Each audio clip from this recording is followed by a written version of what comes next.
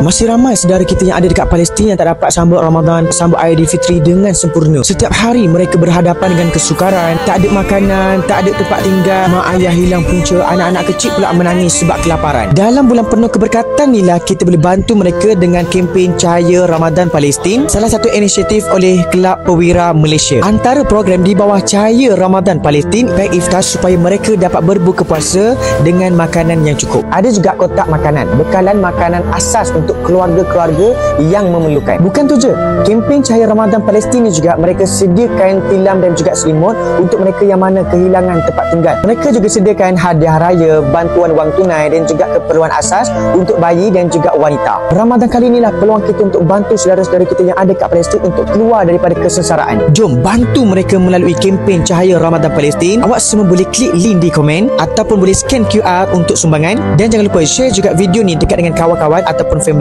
supaya ramai lagi yang boleh bantu saudara kita di Palestin.